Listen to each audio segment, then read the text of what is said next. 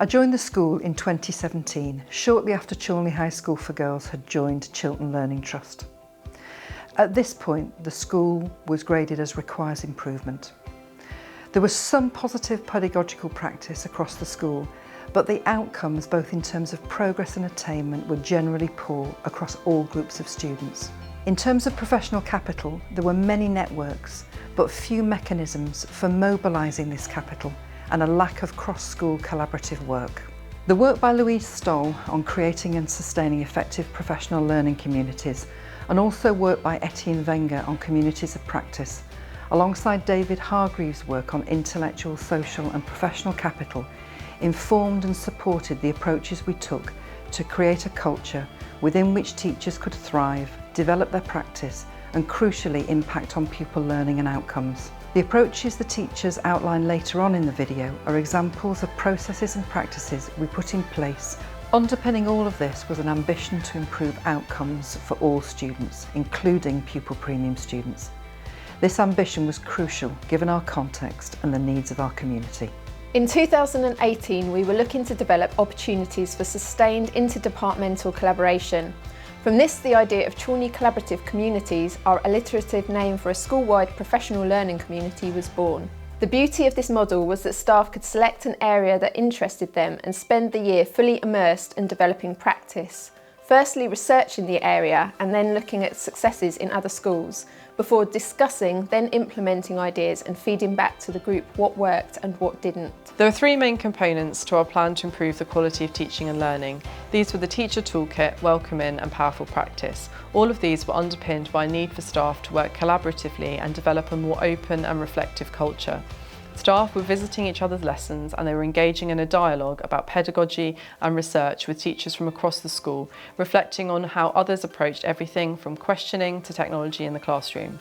Both Welcome In and Powerful Practice enable teachers and support staff to see peer observation as a way of cherry-picking ideas for their own lessons in order to improve their own practice rather than proving what they were doing. The Teacher Toolkit essentially was a physical resource that was created to capture teaching and learning strategies that teachers could use within a school setting across a range of subjects. So the process of putting this toolkit together really honed in on this sense of collective responsibility, the ideas and the strategies that were shared by teachers ultimately benefiting all of our students and supporting our shared vision of good quality teaching within our school. Last year I was involved with a TEEP-focused CCC. TEEP is a pedagogical framework that we are using in our school.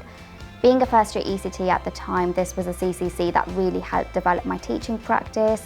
The focus was to share best practice of existing strategies that we are using and building on what could be even better. My favourite part of the TEEP CCC was that it gave us a chance to reflect on our current practice, and a year later I am still using the strategies I took away from the TEEP CCC. So we've reached a point where staff are ready and receptive to new ideas, and there's a real shared understanding that collaboration is actually key to continuous improvement. And this has included using research to support whole school improvement as well as that refers to specific departments themselves. Research has been key to improving the quality of teaching and learning in mathematics and has certainly contributed to the significant Key Stage 4 attainment gains made in recent years. The EEF guidance report entitled Improving Mathematics in Key Stages 2 and 3 encouraged us to evaluate and evolve our use of assessment with a particular focus on having a clear rationale for the assessment taking place and a high quality and impactful feedback process. We were also influenced to consider the impact that pupil motivation and attitudes can have on attainment, and this led us to engage with the work of Brophy as we sought to improve our ability to positively influence pupil motivation. We've been working on developing oracy across the school for the last 18 months. Fundamental to this has been the work of Voice 21 and the EEF Oracy Toolkit. We paid close attention to how we implement this across the school. We used the EEF professional development recommendations. 1 year prior to becoming a Voice 21 school, we worked on building colleagues' knowledge around oracy, encouraging them to try out new strategies and ultimately getting people talking about oracy through PD forms such as CCCs, HIT and staff trial groups. We're now a school which is confident in its use of research-informed practice.